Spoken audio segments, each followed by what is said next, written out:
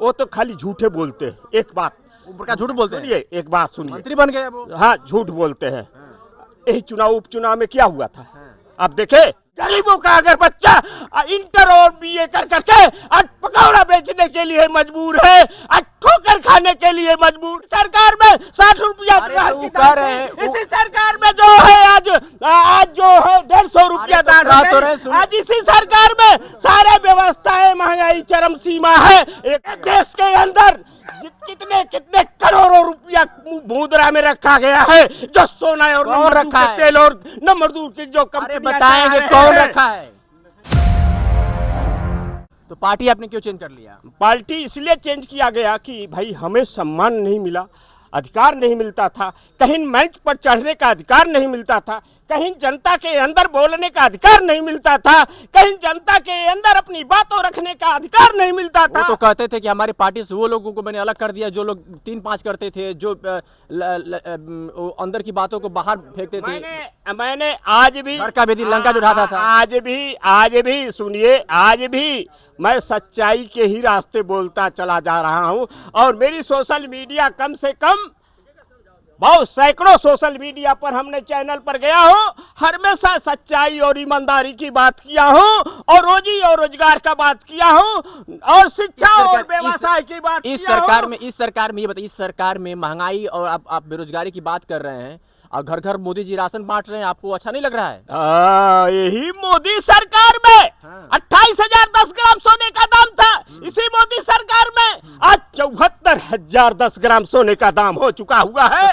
मजदूरी में तो बढ़ गई है ना। सरकार में जो है 50 रुपया किलो ये कड़ुआ तेल था, और इसी सरकार में आज 150 रुपया कड़ुआ तेल हो गया। इसी सरकार में 60 रुपया, इसी सरकार में जो है आज जो है 150 रुपया दान, आज इसी सरकार में सारे व्यवस्थाएं, महंगाई चरम सीमा है। एक तंबाकू वाला अगर इस तरीके से 300 करोड़ रुपया रखा है, और एक इत्तर वाला 300 करोड़ रुपया रखा है, तो ये नंबर 2 का तेल बेच रहा है, नंबर 2 का तेल चल रहा है, नंबर 2 का सोना भी बढ़ गया है। ये नंबर 2 के जो ऐसे जो नंबर 2 का चीजें चल रही है, इस पर कालाबाजारी जोरी, इस पर छापा मारिए, देखिए कितने कितने करोड़ रुपया रखे गए हैं अंदर। किसके अंदर? देश के अंदर कितने कितने करोड़ों रुपया मुद्रा में रखा गया है, जो सोना और नमक के तेल और नमक की जो कंपनी बताएंगे कौन रखा है, कौन रखा है?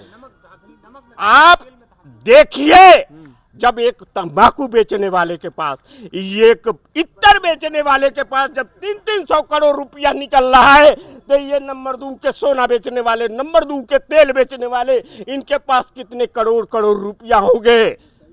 तो ये हमने जो बोल रहे हैं कि ये जनता का उग्र है कि आप थोड़ा सा ऐसे नहीं, आप सच्चाई और ईमानदारी की बात करते हैं।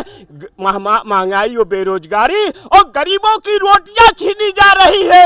गरीबों का वोट लेना सभी लोग जानते हैं, मगर गरीबों का दर्द जानना नहीं जानते हैं। इसलिए मैं देश पर हमेशा सोशल मीडिया से बोलता हूं कि गरीबों का अगर बच्चा इंटर और बीए कर करके आज पकौड़ा बेचने के लिए मजबूर है, आज ठोकर खाने के लिए मजबूर है, उसको रोजी रोटी नहीं मिल रहा है, तो कैसे अपने माँ बाप का पेट का पालन करेगा, और कैसे उसने नियम का पालन करेगा, और कैसे अपने अधिकार को जानेगा।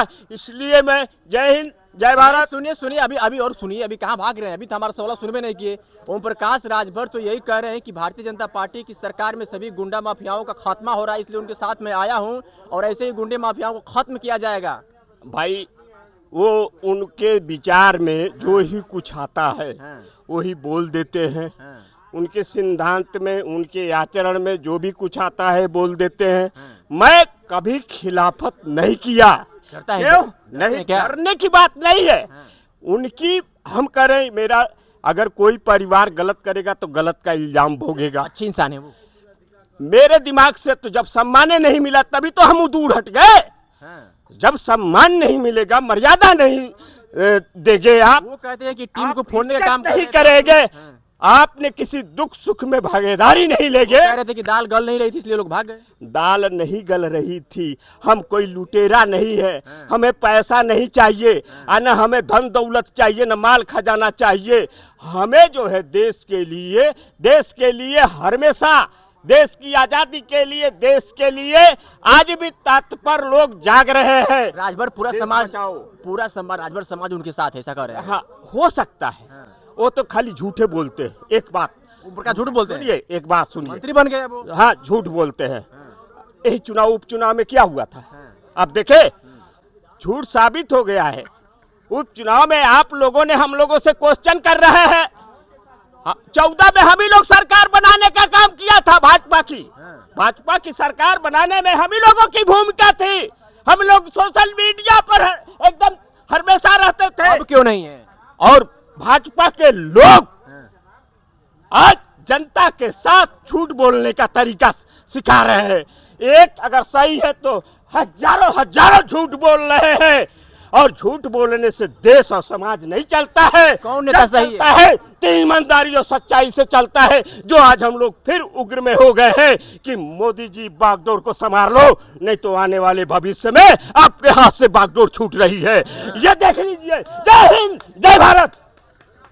तो ये थे हमारे साथ स्वाभिमान सुहेलदेव पार्टी के कार्यकर्ता और समर्थक थे। उन्होंने अपनी बात रखी। इनकी बातों को लेकर के आप क्या समझते हैं वो कमेंट करके जरूर बताइएगा।